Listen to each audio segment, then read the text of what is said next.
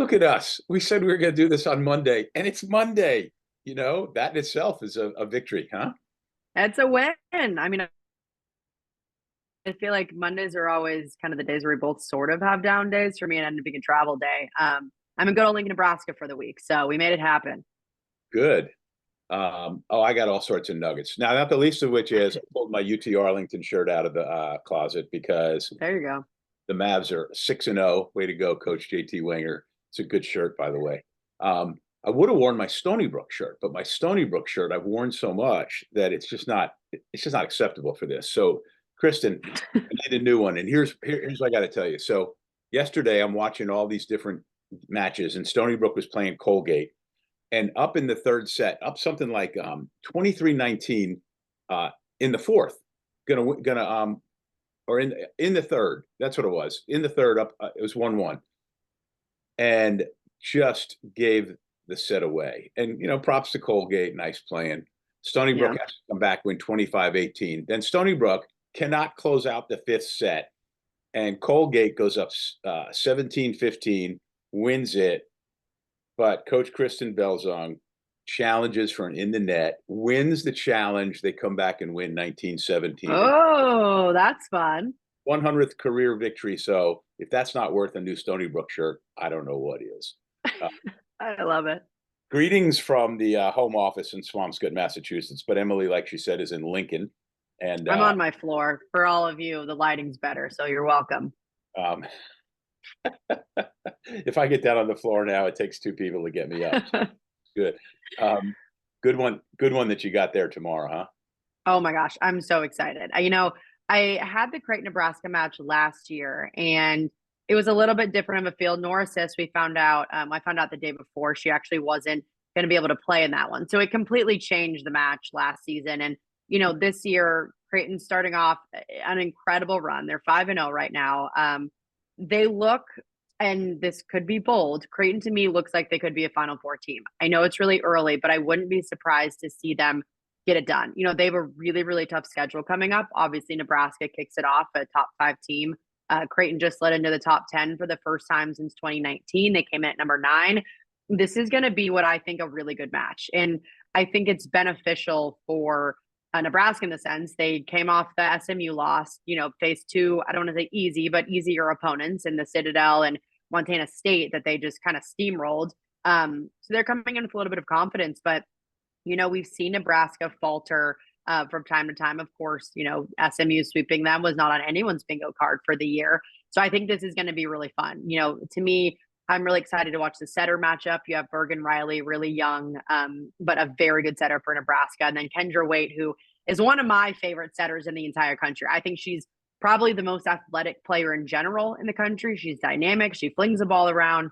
I literally could not be more excited for this. And Nebraska has never lost to Creighton. So this is a Creighton team that feels like this is their year. I think it's going to be really fun, and Devaney's going to be rocking. Oh, it's a good Creighton team. Kirsten Brinthal Bush, of course, is such a great coach. The programs Yeah. every year. We had a real nice story on them a Yeah. couple weeks ago. But you got great pieces, like you said. The setter's good, but the combination of Sis and Martin, libero's Yeah. really good, and and this is a good test for them. I've gotten a few people asking me this week about when are we going to have our VolleyballMag Super 16 media poll, and I'm committed to not doing it until the pre-conference season is over. So we're looking at 2 weeks, which is just fine, what it should be. But the AVCA poll that came out today is a little bit more in line.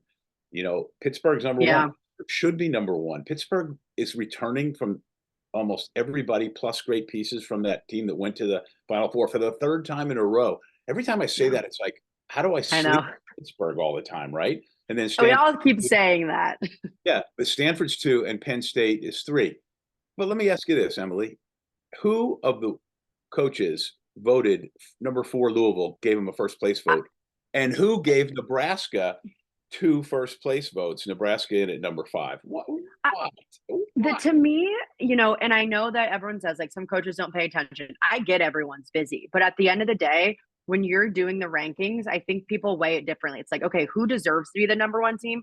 No question to me, that's Pitt. I mean, yeah, I guess you could make a case for Stanford. Fine, whatever.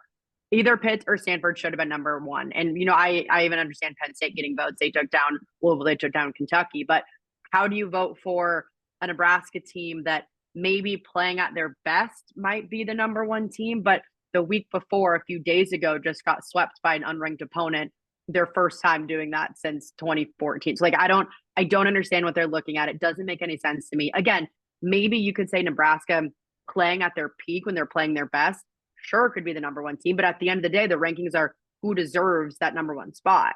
Right. It's this week. It's now. It's not who you think is going to win the national championship. And yeah.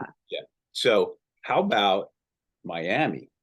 Yeah. Yes. And so do you remember, and I had forgotten all about this kid because she had injuries last year, but Paula Gershing played at Youngstown State, and we were gushing over her 2 years ago because she was fantastic for the Penguins. And we joked about who was going to get her.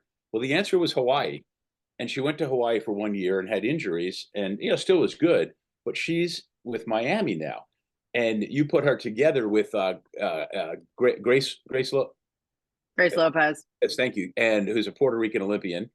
And no, I wasn't surprised because I know how good they are and how they've been building. And after seeing Texas in person, which you did too, and I've seen Nebraska in person, and you will. Neither of those teams are as good maybe as we thought they were, or they thought they were going in. Fair to say? Yeah, completely fair to say. And I think when we talk about scheduling, obviously teams are scheduling really tough. And what I think people aren't realizing is there's a lot of these top teams that are playing, really tough opponents, whatever. But you really have to watch out for the teams like a Miami or the teams like SMU that I think the teams themselves, or the coaches rather, maybe know going into them that, I don't want to call them a trap game, but they're essentially trap games. Like, these are really good teams that they're going to be fighting, for the top 25 ranking. They're fighting for essentially a potential 16 seed in the tournament. So for them, this is their national championship, especially when you're playing a team like Texas or a team like Nebraska, where the name on the jersey means so much to them. I think teams at the top are getting a little bit complacent and saying, okay, well, we can go in and roll these guys. And, the other teams are handing it to them. Oh, you talk about trap. So like Miami goes to Columbus this week to play Ohio State. Wright State don't sleep on Wright State, and they play Buffalo. And then there's one team in the country with a 7-0 record. Do you know who it is? Someone's played 7 games already? One team has 7-0, Arkansas. And yeah. And Texas Tech and FIU all go to Miami the next weekend. There's a whole bunch of 6-1 teams. 6-0 teams in the country right now. In the very unofficial, very early RPI, number one is USC. USC's good. Honestly, a match that I'm looking forward to this week is USC Pitt. I think that's going to be a hell of a game that I think people are probably looking at it saying, oh, well, they're playing the number one team in the country. I think this is going to be a very good game between Pitt and USC. Three matches only on the schedule on Wednesday, but Iowa State is always fun because it's Iowa, and then Western Michigan and Michigan State. Michigan State, note that Michigan State's board of whatever trustees approved a 4,000 to 5,500 volleyball, gymnastics, and wrestling specific arena on campus. At Michigan State? At Michigan State. Oh, that's huge. Yes, that would be. Oh, go Leah Johnson. Yeah. Oh, one of Wait, am I crazy? Is Florida, Georgia Tech, and Texas Houston on Wednesday, or is that a different day? Well, I can go a day. Are you just talking Big Ten? Yeah. Oh, you know what? I was looking only at Big Ten. That's what I was like, I think these games on ESPN are on Wednesday, but I could be wrong.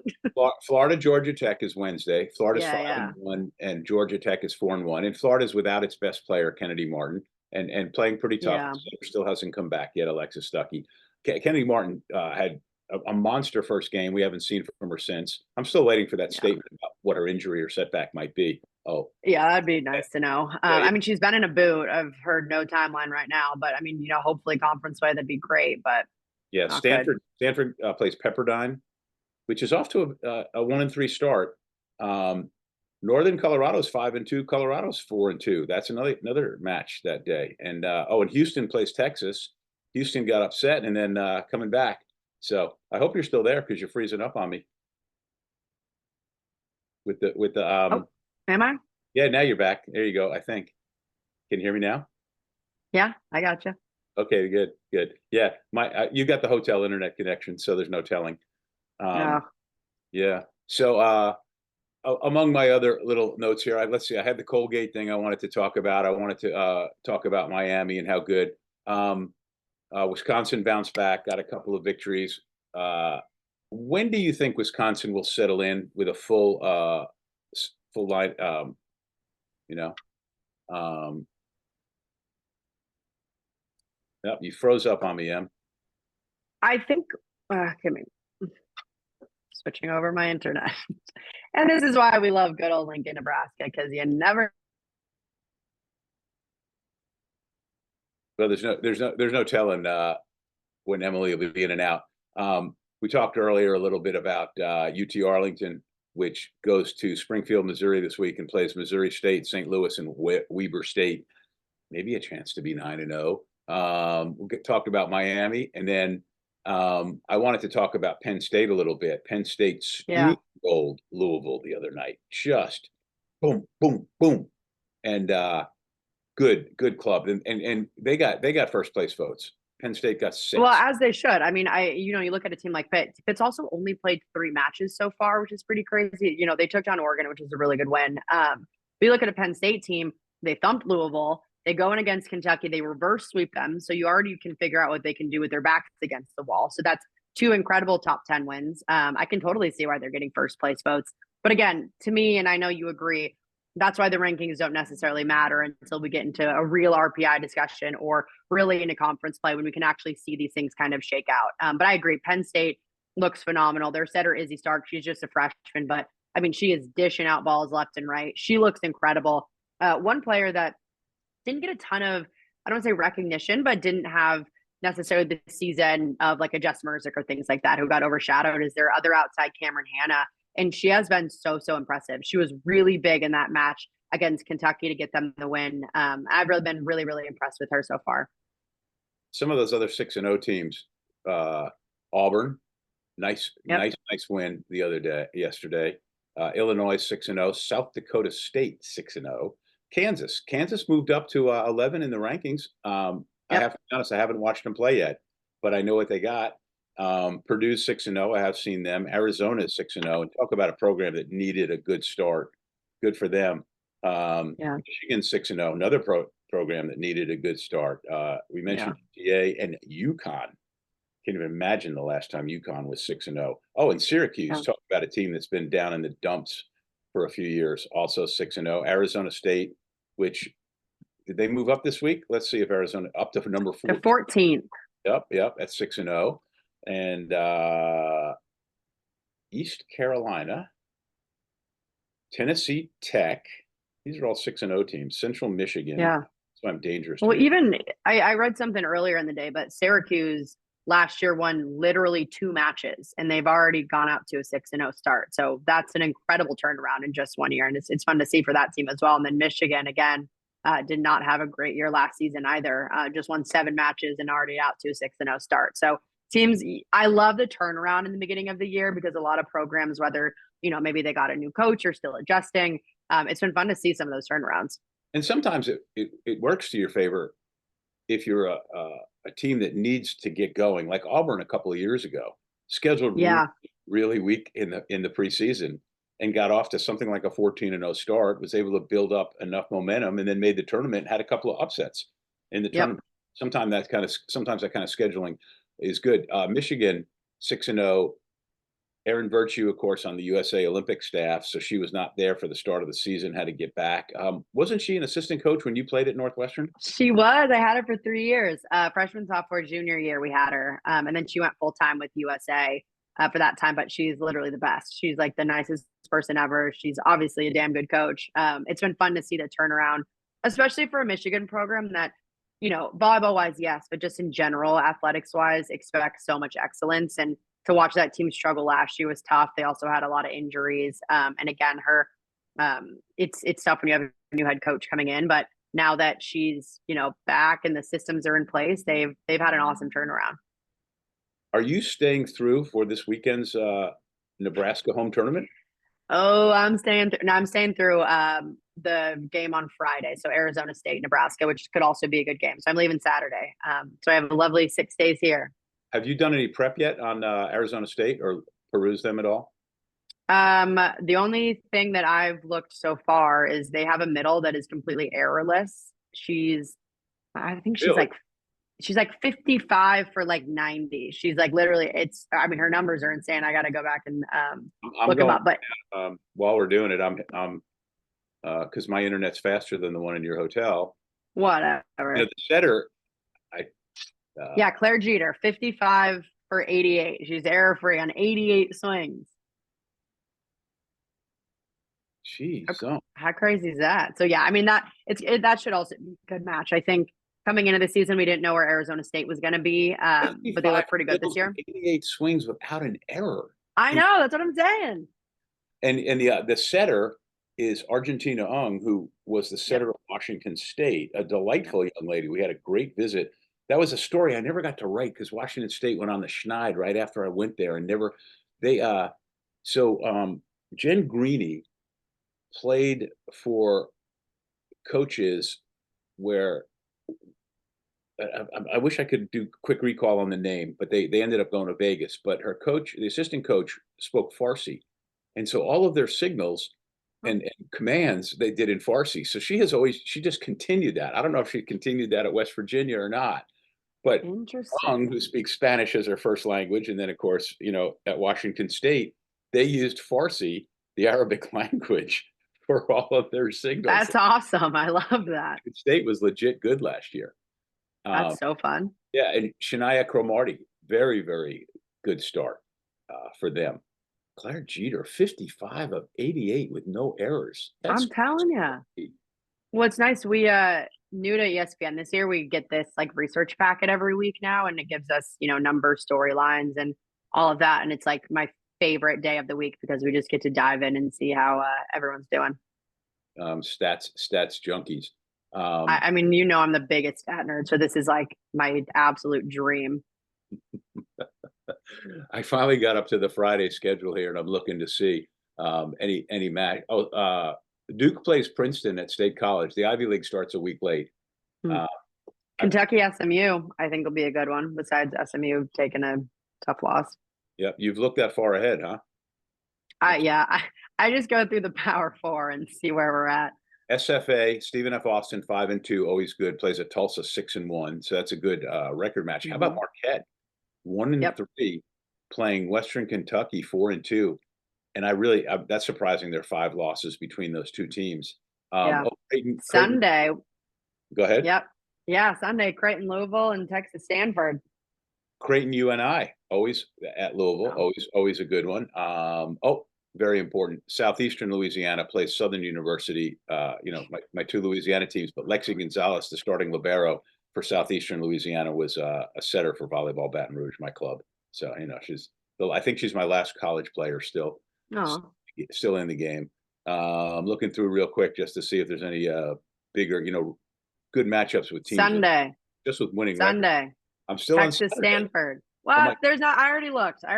Okay, there's so many. I mean, there's 200 matches still a day. So yeah, Sunday, there's too many. I can't. Okay, all right. I'm getting the ones that really matter are Texas Stanford and Creighton Louisville. Could be very, very good matches.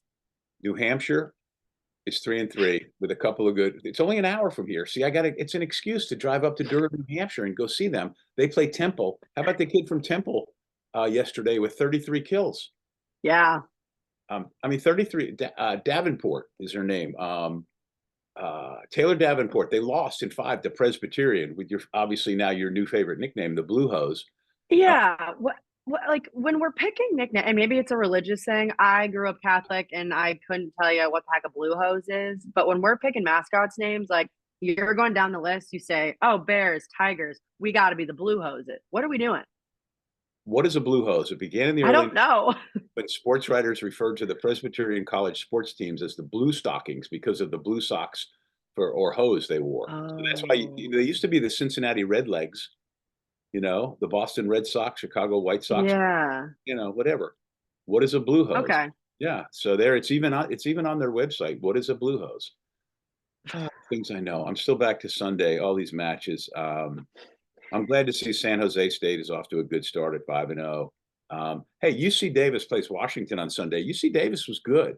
I really like them. They got a lot of nice pieces. They play a really tough early season schedule. Um, there you go. That's it. That's it. I got nothing Yeah. else.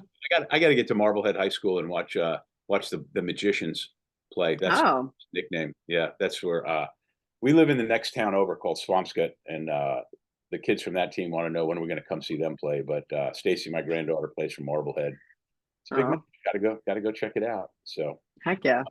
get out and about. You said you got a couple days. You can see some movies. I told you how good the beer scene is, although you're not the biggest beer drinker, but I'm sure they got I one. love beer. I just don't like fun beer. Like I will go and get a nice pale ale or like a something basic and I'll love it, but I'm not like IPAs miss me with all that.